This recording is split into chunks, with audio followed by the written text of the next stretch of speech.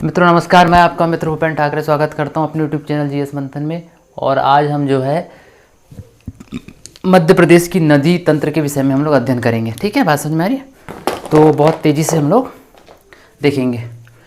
तो सबसे पहले चीज़ देख लिए कि जो मध्य प्रदेश है, तो मध्य प्रदेश में टोटल जो है हम बात करें 10 बड़ी नदियों का उद्गम स्थल जो है वो मध्य प्रदेश है। और कम से कम फिर उसकी कहना चाहिए 100 से ऊपर जो ऐसी नदियां हैं जो उसकी सहायक नदियां हैं। तो कुल मिलाकर जो है 10 बड़ी नदियां और 100 से ज़्यादा छोटी नदियों का उद्गम स्थल जो है हमारा मध्य प्रदेश है। इस कारण इसको नदियों का मायका भी कहा जाता है। ठीक है, बात समझ में आ रही है आपको? इसलिए इसको नदियों का मायका कहा जाता है। ठीक है, उससे पहले भी मैं आपको एक चीज़ बता देना चाहता हूँ कि जो पूरा भारत है वो भारत को अगर हम नदी तंत्र के हिसाब से डिवाइड करें तो भारत का जो नदी तंत्र है वो 3 भागों में डिवाइड होता है। पहला तो गंगा ब्रह्मपुत्र का नदी तंत्र, फिर हो गया सिंधु नदी तंत्र, है ना, और तीसरा जो होता है आपका प्रायद्वीपीय भारत का नदी तंत्र। ठीक है, तो 3 नदी तंत्र हो गए, सिंधु नदी तंत्र, गंगा ब्रह्मपुत्र नदी तंत्र और प्रायद्वीपीय भारत नदी तंत्र, है ना, प्रायद्वीपीय नदी तंत्र भी उसको कहते हैं। ठीक, तो प्रायद्वीप का मतलब क्या होता है? आपने जो भारत का नक्शा होगा, भारत के नक्शे को देखा होगा कि भारत का नक्शा नीचे से गिलास जैसे दिखता है और वो 3 तरफ से पानी से घिरा हुआ है। ठीक है, बात समझ में आ रही है? तो एक तरफ पे जो है आपका अरब सागर पड़ता है, नीचे हिंद महासागर पड़ता है, इधर बंगाल की खाड़ी, मतलब जो गिलास जैसी आकृति है भारत के नीचे, तो वो वाला जो क्षेत्र है वो प्रायद्वीप कहलाता है। और प्रायद्वीप ऐसा भूखंड होता है जो 3 ओर से जल से घिरा होता है, इसलिए हमारा मध्य प्रदेश भी प्रायद्वीपीय भारत के अंतर्गत आता है और इसका जो नदी तंत्र है वो प्रायद्वीपीय नदी तंत्र के अंतर्गत आता है। ठीक है, बात समझ में आ रही है आपको? तो पहले हम देख लेते हैं कि जो मध्य प्रदेश है, मध्य प्रदेश को नदियों का मायका कहा जाता है। इसके नॉर्थ में कुछ नदियां जाती हैं, साउथ में कुछ नदियां जाती हैं, कुछ नदियां वेस्ट की ओर बहती हैं और कुछ ईस्ट की ओर। ठीक है, तो सबसे पहले देखिए ये पूरा मध्य प्रदेश का मैप है, ये जो है ना ब्लैक कलर से सर्कल पूरा ड्रॉ किया गया है ना, इस तरीके से ये पूरा मध्य प्रदेश का ये मैप है। ये पहले तो आप इस मैप को बैठा लो, है ना, दिमाग में कि ये कैसा कैसा ये मैप है। ठीक है, तो सबसे पहले हम अध्ययन करते हैं उत्तर की ओर बहने वाली नदियाँ। ठीक है, बात समझ में आ रही है आपको? सबसे पहले हम क्या अध्ययन करेंगे? उत्तर की ओर बहने वाली नदियाँ। ठीक, तो सबसे पहले एक काम हम लोग कर लेते हैं। देखो यहाँ पे आपको दिख रहा है धार जिला, तो धार जिले में एक स्थान है भिंडा। धार जिले में, क्योंकि अभी हम प्रायद्वीपीय भारत का जो नदी तंत्र है उसका अध्ययन करने वाले हैं, तो उसके अंतर्गत हम मध्य प्रदेश में जो नदियाँ हैं, मतलब मध्य प्रदेश का जो नदी तंत्र है उसका अध्ययन करेंगे। ठीक, तो सबसे पहले हम लोग एक चीज़ देख लेते हैं। देखो यहाँ पे लिखा है, ये स्थान है धार, धार जिला पड़ता है। धार जिला के अंतर्गत एक स्थान पड़ता है भिंडा, और ये भिंडा जो है माही नदी का उद्गम स्थल है। और देखो माही किस दिशा की ओर जा रही है?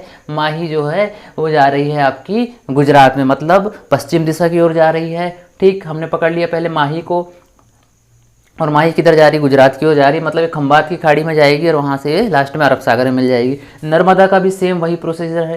ये देखिए ये अमरकंटक से निकलती है और ये भी किधर, इसका फ्लो किधर की ओर है ना, पूर्व से पश्चिम की ओर। इस तरीके से जो है हम इसको देख रहे हैं। ठीक है, तो ये दोनों ही नदियाँ, चाहे माही हो चाहे नर्मदा हो, है ना, माही हो चाहे नर्मदा हो, दोनों ही जो नदी तंत्र हैं वो क्या होते हैं? जो दोनों ही नदियां हैं वो किधर जाके गिरेंगी? आपकी कहाँ जाके गिरेंगी भैया? खंबात की खाड़ी में। यार दिख रहा है ना, ये देखो भिंडा स्थान है धार जिले में, वहाँ से माही निकली, खंबात की खाड़ी में चली, उधर गुजरात पड़ता है। ठीक है, और हमारी अमरकंटक से निकली नर्मदा, नर्मदा भी किधर जा रही है? आपकी पश्चिम की ओर जा रही है और लास्ट में खंबात की खाड़ी में। तो माही, नर्मदा और ताप्ती, ताप्ती कहाँ से निकलती है? मुल्ताई बैतूल से निकलती है। ठीक है, अब एक एक करके अध्ययन करेंगे। तो मान लो अगर हमसे पूछा जाता है कि नदियों का मायका किसको कहा जाता है? मध्य प्रदेश को कहा जाता है। इसके पश्चिम की ओर नदियाँ कौन कौन सी बहती हैं? तो इसको हम लोग एक कोड से याद करते हैं, मानता। ठीक है, काय से याद करते हैं इसको? मानता। जैसे दिल है कि मानता नहीं, तो मानता, है ना। तो मानता से माँ से हो गया आपका माही, न से नर्मदा, ता से ताप्ती, मानता, माही, नर्मदा, ताप्ती। तो इस तरीके से हम इसको जो है याद कर सकते हैं। तो 3 नदी है मध्य प्रदेश की जो पूर्व से पश्चिम की ओर बहती हैं, वो गुजरात में जाती है, फिर खंबात की खाड़ी में जाती है और फिर लास्ट में अरब सागर में मिल जाती है। तो मानता, माही, नर्मदा और ताप्ती, बात खत्म। ठीक, तो हमने देख लिया यहाँ से 3 नदी हैं, 1 2 3, है ना, मानता, इसको हटाओ। उसके बाद हम लोग देखते हैं, देखो ये है महू, है ना। भिंड के आगे हम लोग सॉरी धार के आगे जब हम लोग आगे बढ़ते हैं तो हमको एक जिला मिलता है मतलब इंदौर। इंदौर के अंतर्गत एक स्थान होता है कौन सा, धार, सॉरी महू, ठीक है। कौन सा स्थान है, महू। देखिए आप, मैं भी कंफ्यूज हो रहा हूँ, ठीक। तो यहाँ पे आपको एक स्थान दिख रहा है महू, और महू किस जिले के अंतर्गत आता है, इंदौर, ठीक है। तो ये महू वही स्थान है जहाँ से हमारी चंबल नदी निकलती है। देखो ये चंबल नदी यहाँ से निकली, ऐसी चली, और ये वाला स्थान है मंदसौर, मतलब रावण का ससुराल, मंदोदरी का मायका, ठीक है। यहीं पर नागिन डांस किया था विभीषण ने, ठीक।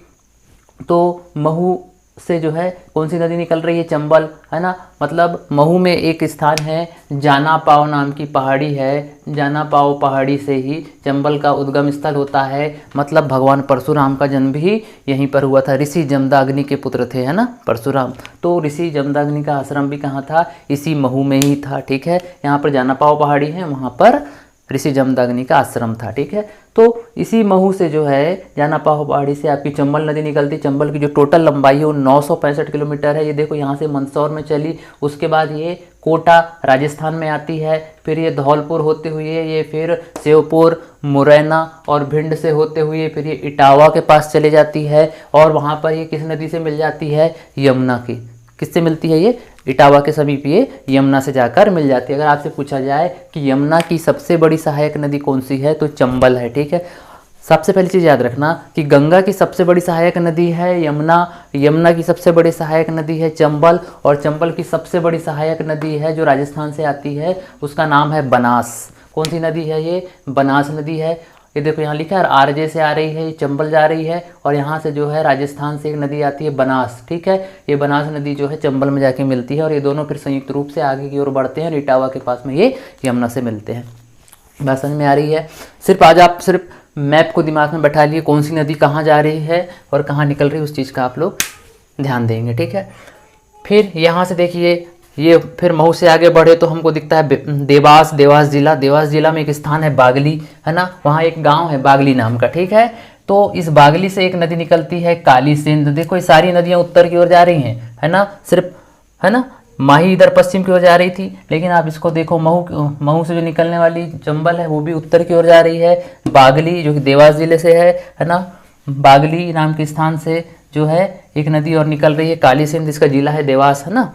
तो देवास जिले के बागली से एक नदी जाएगी काली सिंध, जो कि किसकी सहायक नदी है, चंबल की, है ना। सब जाके किस में मिल रही है, चंबल में, है ना, ये है। फिर यहाँ से जो है फिर आप देखोगे आष्टा, है ना, आष्टा उज्जैन के पास में है, सीहोर, और उसकी एक तहसील है आष्टा। आष्टा से फिर एक नदी निकलती है पार्वती, और ये भी जाकर किस में मिल रही है, चंबल में मिल जा रही है ना।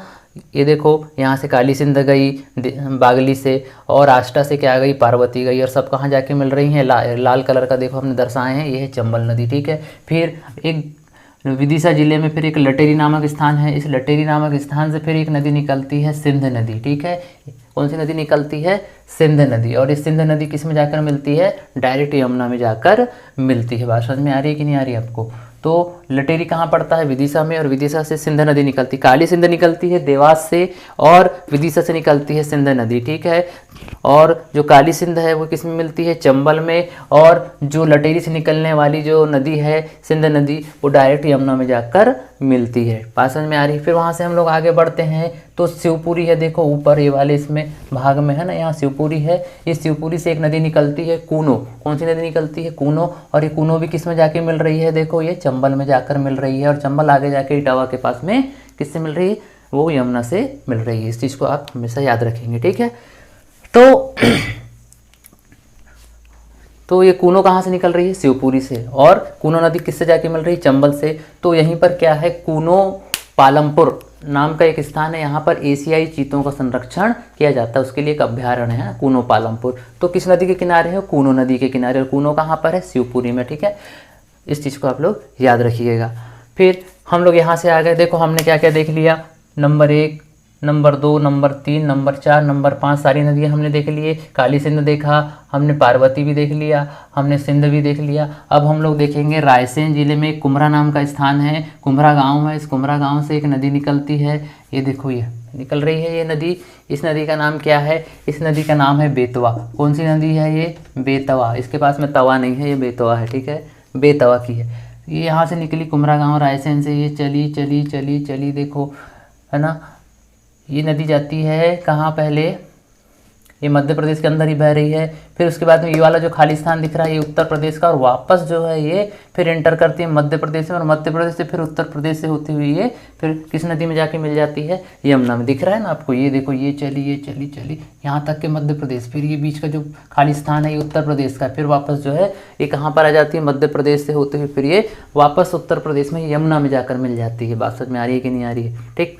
फिर वहाँ से हम लोग आगे बढ़ते हैं तो कैमूर में जो कटनी नाम का स्थान है, वहाँ से कैमूर पहाड़ी पढ़े थे कल हमने, वहाँ पर कटनी है एक ज़िला है, और कटनी ज़िले से एक नदी निकलती है, देखो केन। कौन सी नदी निकल रही है, ये है केन। तो कौन सी नदी है, केन। केन भी किसकी सहायक नदी हो जाएगी, केन भी किस में जाकर मिलेगी, यमुना में, ठीक है। ये चली तो ये जो कटनी से निकलने वाली जो केन नदी है, ये पन्ना और छतरपुर के बीच में क्या करती है, एक विभाजक का काम करती है, मतलब दोनों के बीच में क्या बना रही है, मतलब सीमा बना रही है। कौन सी नदी, ये कैमूर कटनी से निकलने वाली जो है केन नदी, बात समझ में आ रही है। और इसकी भी एक सहायक नदी है उर्मिल, जो कि छतरपुर से आती है, और यहीं पर जो है 1931 में चरण पादुका नरसंहार हुआ था, जैसे कि जनरल ओ डायर ने कहाँ पर किया था, अमृतसर में। सेम वैसा ही मध्य प्रदेश का जलियांवाला बाग चरण पादुका को माना जाता है, छतरपुर में हुआ था। किस नदी के किनारे हुआ था, तो उर्मिल नदी के किनारे हुआ था। और उर्मिल नदी किसकी सहायक नदी है, कैमूर कटनी से निकलने वाली केन नदी की सहायक नदी है। और केन नदी कहाँ जाकर मिलती है, आगे पे यमुना नदी में जाके मिलती है, ठीक है, बात खत्म। फिर हम यहाँ से आगे बढ़ते हैं, यहाँ पड़ता है सतना। सतना में एक जुलेरी नाम का स्थान है, तो यहाँ से एक नदी निकलती है, इसका नाम है टोंस। कौन सी नदी निकल रही है, टोंस नदी निकल रही है। तो ये टोंस नदी में जो है रीवा में एक जलप्रपात पड़ता है, पूर्वा जलप्रपात, है ना। तो कौन सा जलप्रपात पड़ेगा यहाँ पर, पूर्वा जलप्रपात। इसी नदी में कौन सा जलप्रपात पड़ेगा, जो जुलेरी सतना से निकल रही है टोंस नदी, इसमें पूर्वा जलप्रपात है। और इसमें जितने भी जलप्रपात हैं वो सब के सब कहाँ पर हैं, रीवा में, केवटी, बहुटी, है ना, चचाई। तो और ये पूर्वा जितने भी जलप्रपात हैं टोंस नदी में, और यहाँ पर टोंस जल विद्युत परियोजना भी है, और ये कहाँ पर है, रीवा जिले में है, ठीक है, बात समझ में आ रही है। निकल कहाँ से रही है, सतना के जुलेरी से निकल रही है। और ये मध्य प्रदेश की एक ऐसी नदी है जो डायरेक्ट किस में जाके मिलती है, गंगा में जाके मिलती है। अगर आपसे पूछा जाए कि मध्य प्रदेश की वह कौन सी नदी है जो डायरेक्ट गंगा में जाके मिलती है, तो वो है टोंस नदी। और दूसरी नदी है अमरकंटक से निकलने वाली सोन नदी, है ना। तो सोटना वे लोग पीते हैं, सोटते हैं ना, वही वाला। सो से सोन और टो से टोन्स, मतलब कौन सा ब्रांड हमको सोटना है, गंगा का ब्रांड। तो मतलब टो से टोन्स और सो से सोन। सोन की टोटल लंबाई 780 है, ये हम लोग कल पढ़ेंगे, है ना। नदियों से संबंधित जितने भी फैक्ट होंगे वो हम कल पढ़ेंगे, लेकिन आज सिर्फ हमको मैप देखना है। मैप में देखना है कि कौन सी किसकी सहायक नदी, कौन सी नदी कहाँ जाकर मिलती है ना। सिर्फ हमको इसको दिमाग में बैठालना, इससे ज़्यादा कुछ भी नहीं करना है, ठीक है। फिर हम लोग देखते हैं कि देखो ये यमुना नदी ये कहाँ से निकलती है, इलाहाबाद से निकलती है ना। यमुना नदी कहाँ से निकलती है, इलाहाबाद से। और इसकी टोटल लंबाई कितनी है यमुना की, 1376 किलोमीटर। हमने देखा ना कि टोटल लंबाई कितनी है, 1376 किलोमीटर। ओके, तो अभी फिलहाल इसको यहीं छोड़ते हैं। अब हम लोग देख लेते हैं, हमने ऊपर का सारा सिस्टम तो हमने देख लिया, रिवर सिस्टम। अब हम लोग नीचे आते हैं, ये अमरकंटक है। अमरकंटक से ये निकलती सोन नदी। सोन नदी पहले उत्तर की ओर बहती और फिर पूर्व की ओर बहती। देखो पहले ऊपर चली और फिर पूर्व की ओर जा रही है। और ये नदी भी पटना में जाकर गंगा से मिल जाती है, बात समझ में आ रही है ना। फिर यहाँ से देखो नर्मदा निकली, नर्मदा के बारे में तो हमने देख लिया है। उसके बाद हम थोड़ा सा नीचे आते हैं। नीचे जो है हम लोग यहाँ स्टार्ट करते हैं ताप्ती से, है ना। जब भी हम नर्मदा के ऊपर की बात करेंगे मतलब हम विंध्याचल श्रेणी की बात कर रहे हैं, और जब भी हम नर्मदा से नीचे की बात करेंगे तो हम सतपुड़ा की बात कर रहे हैं। हमेशा ध्यान रखिए, नर्मदा के ऊपर विंध्याचल, नर्मदा के नीचे सतपुड़ा, ऐसा करके याद करेंगे तो याद होएगा, तो क्या होगा, ऐसे याद करो, है ना, ज़्यादा नहीं बोलने का। हाँ, ये देखो ये हो गया आपका बैतूल, और बैतूल में एक स्थान पड़ता है मुल्ताई, और मुल्ताई से ताप्ती नदी निकलती है। और ये भी जो है कहाँ जाती है, गुजरात जाती है, और लास्ट में खंबात की खाड़ी होते हुए अरब सागर में। तो माही, नर्मदा और ताप्ती तीनों पश्चिम की ओर जाती, खंबात की खाड़ी में घुस जाती है। मजाक कर रहा हूँ, ठीक है। घुस जाती है। चलो ठीक है, अच्छा वर्ड है। फिर हम लोग यहाँ से देखते हैं बैतूल ही पड़ रहा है, बैतूल के मुल्ताई से ताप्ती निकली, और बैतूल में ही एक स्थान है, कल हमने देखा था कालीभीत, है ना, कालीभीत नाम का एक स्थान था जहाँ पर भालुओं के अभ्यारण्य है, वो भी बैतूल में है। तो कालीभीत नामक स्थान से ही एक नदी निकलती है, कौन सी, वर्धा। कालीभीत जो है वो कहाँ पर है, कालीभीत जो है वो है बैतूल जिले में, और कालीभीत में ही एक स्थान जो पड़ता है, कौन सी पहाड़ी है वहाँ पर, सिंहवर्धन नाम की, सिंहवर्धन नाम की पहाड़ी, और वहीं से आपकी जो है कौन सी नदी निकलती है, वर्धा नदी निकलती है, और वर्धा जाती है महाराष्ट्र में, और महाराष्ट्र में इस वर्धा नदी के किनारे पर सेवाग्राम नाम का आश्रम भी है। ओके, इस बात को समझ लेना आप लोग, ठीक। फिर ये हो गया ताप्ती का उद्गम स्थल मुल्ताई, और ये कालीभीत का जो सिंहवर्धन पहाड़ी है वो वर्धा का उद्गम स्थल है, ठीक है। दो नदी ये हो गई, एक ताप्ती और एक वर्धा, है ना। ताप्ती चली इधर और वर्धा चली नीचे की ओर, मतलब दक्षिण की ओर, मतलब वो महाराष्ट्र में जा रही, ठीक। फिर हम लोग देखते हैं, ये हो गया पैंच, पैंच मतलब छिंदवाड़ा। ये नदी कहाँ पर होती है, पैंच नदी कहाँ से निकलती है, छिंदवाड़ा से, और ये भी किधर जाती है, नागपुर में कन्हान नदी, कौन सी नदी, नागपुर में एक नदी है कन्हान नदी से जाकर ये मिल जाती है, ठीक है। पैंच कहाँ से निकल रहा है, मतलब सॉरी, पैंच नदी कहाँ से निकल रही है, ये है छिंदवाड़ा से, बात समझ में आ रही है। उसके बाद हम छिंदवाड़ा से आगे बढ़ें तो यहाँ पर देखो लिखा है सिवनी, तो सिवनी में एक स्थान है ना, परसवाड़ा का पठार। सिवनी में क्या है, परसवाड़ा का पठार, और उसके अंतर्गत एक मुंडारा या गोपालपुर गांव है, और यहीं से कौन सी नदी का उद्गम स्थल है, वैनगंगा का, जो वैनगंगा है उस वैनगंगा का उद्गम स्थल जो है वो कौन सा है, वो परसवाड़ा का पठार है सिवनी का, और उसके अंतर्गत कौन सा गांव है, मुंडारा, या इसको गोपालपुर भी कहते हैं। और यहीं पर जो है संजय सरोवर परियोजना भी है, और साथ ही साथ ये संजय सरोवर परियोजना है, इसके अंतर्गत एक जो तालाब बनाया गया है भीमगढ़, जो कि एशिया का सबसे बड़ा मिट्टी का बांध है। उस चीज़ को आप हमेशा याद रखेंगे, कहाँ पर है, सिवनी जिले में, है ना। किस नदी पर है, बैनगंगा नदी में। तो ये बैनगंगा सिवनी से निकली पठार से, है ना, सिवनी के पठार से होते हुए ये बालाघाट आती है, और बालाघाट में ही फिर ये आगे बढ़ती है, और जैसे ये कहाँ इंटर करती है, मतलब कहना चाहिए महाराष्ट्र में, तो यहाँ पर इसकी एक सहायक नदी मिल जाती है इसको महाराष्ट्र में इंटर करने के बाद, बावनथड़ी, और यहीं पर कौन सी परियोजना है, बावनथड़ी परियोजना, जो कि मध्य प्रदेश और कौन से राज्य की, मध्य प्रदेश और महाराष्ट्र की एक संयुक्त परियोजना है, किस नदी पर, वैनगंगा में, जिसका नाम है बावनथड़ी। बात समझ में आ रही है ना, बावनथड़ी। देखो बावनथड़ी इधर से आई, ये नदी का नाम है बावनथड़ी, और इसी नदी, ये किसकी सहायक नदी है, ये बैनगंगा की सहायक नदी है। और जब दोनों जहाँ जाके मिलते हैं वहीं पर इसकी एक संयुक्त परियोजना बना दी गई है, इसको कहा गया है बावनथड़ी परियोजना, जो कि मध्य प्रदेश और महाराष्ट्र के बीच में एक संयुक्त परियोजना है, ठीक है। बात समझ में आ रही है। और आगे जाकर जो है आपका कालीभीत से निकलने वाली वर्धा और परसवाड़ा के पठार से निकलने वाली बावनथड़ी, ये दोनों नदियाँ आपस में जाके एक स्थान पर मिलते हैं, तो इनके संगम को कहा जाता है प्रणहिता। क्या कहा जाता है, इसके संगम को प्रणहिता कहा जाता है। बात समझ में आ रही है। तो इस तरीके से ये मैप है, और इस मैप में बहने वाली ये सारी की सारी नदियाँ, सिर्फ आप मैप को देखो और नदियों का डायरेक्शन देखो कि किधर किधर बह रही हैं, क्योंकि मैंने कोशिश किया है कि बहुत अच्छे से पढ़ाने की, ताकि आपको चीज़ें आसानी से समझ में आए, है ना, और चीज़ें ज़्यादा क्लिष्ट ना हो। तो आप बस मैप देखते रहिए, समझते रहिए। ये देखो मैंने स्थानों को मैंने बाकायदा सर्कल किया है, सर्कल से निकालते हुए मैंने दिखाया भी बाकायदा, मैंने सारी चीज़ों के नाम भी लिखे हैं, ठीक है। तो आपको सिर्फ डायरेक्शन देखना है नदियों का, कौन सी नदी कहाँ जा रही है, इस तरीके से, ठीक। नदी तंत्र भी हमने आपको बता दिया कि जो 3 नदी तंत्र हैं भारत में, तो उसके अंतर्गत प्रायद्वीपीय नदी तंत्र हमारा जो है वो है मध्य प्रदेश, ठीक है। मध्य प्रदेश प्रायद्वीपीय नदी तंत्र के अंतर्गत आता है, ठीक। तो ऊपर में कौन कौन सा नदी बह रही है उत्तर दिशा में, सो के कंबल सिंटो, इसका कोड क्या है, सो के कंबल सिंटो। तो सो से सोन हो गया, के से केन हो गया, कंबल मतलब चंबल हो गया, सिंध से सिंध हो गया, और टो से टोन्स हो गया। तो इस तरीके से ये कोड से हम लोग याद रखते हैं, है ना, कि मध्य प्रदेश से उत्तर की ओर कौन कौन सी नदियां बह रही हैं, तो ये इसका कोड हो गया। देखो और कूनो भी बह रही है ऊपर की ओर, है ना, सो के कंबल सिंटो, याद कर लो आप अपने हिसाब से, कोई कोड बना लेना, है ना। तो इस तरीके से ये चीज़ है। और पश्चिम की ओर हमने देख लिया मानता, दिल है कि मानता नहीं, पश्चिम की ओर, तो उस तरीके से। और इधर जब हम पूर्व में जाते हैं, जो शो महान, तो जो से जोजिला, है ना, जोहिला जिसको कहते हैं, जोहिला, और ये हो गया सो से, ये नदी है देखो महान, जो शो, जो जोहिला, सो से सोन, है ना, और महान, ये कुल मिला के 3 नदी हैं जो किधर की ओर जा रही हैं, आपकी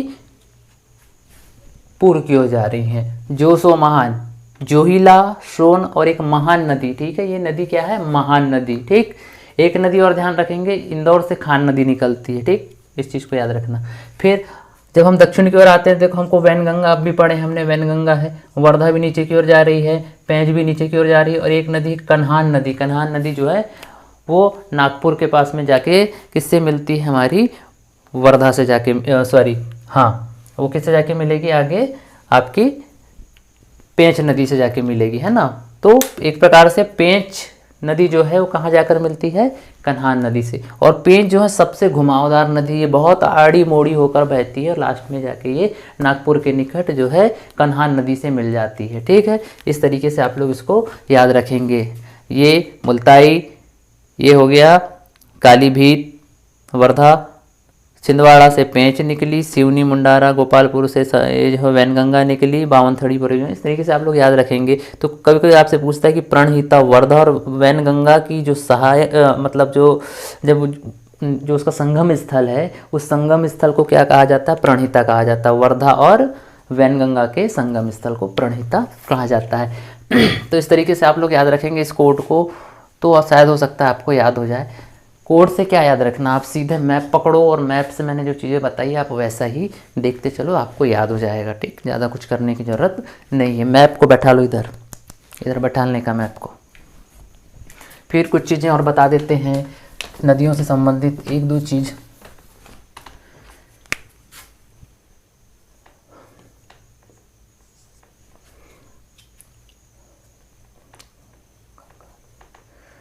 इसका एक कोड है, गंगा की गोद में कृष्णा नर्मदा। कोड क्या है, गंगा की गोद में कृष्णा और नर्मदा, ठीक है, गंगा की गोद में कृष्णा और नर्मदा। तो भारत की सबसे बड़ी नदी, लंबी नदी कौन सी है, गंगा। गंगा की लंबाई कितनी है, 2525 किलोमीटर, ठीक है, भारत की सबसे बड़ी नदी है।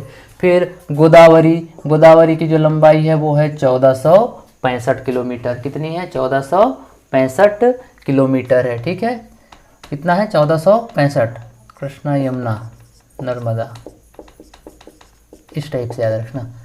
गंगा की गोद में कृष्णा, यमुना और नर्मदा बहती है, ठीक है, ये याद रखना। तो गंगा की गोद में, की को छोड़ दो, गोद से गोदावरी 1465, फिर 1400 किलोमीटर के साथ में कृष्णा नदी है। यमुना की लंबाई कितनी है, 1376 किलोमीटर। नर्मदा की हमने देख ली है, नर्मदा की लंबाई कितनी है, नर्मदा की लंबाई है 1312 किलोमीटर, लेकिन मध्य प्रदेश में 1077 किलोमीटर ही बहती है।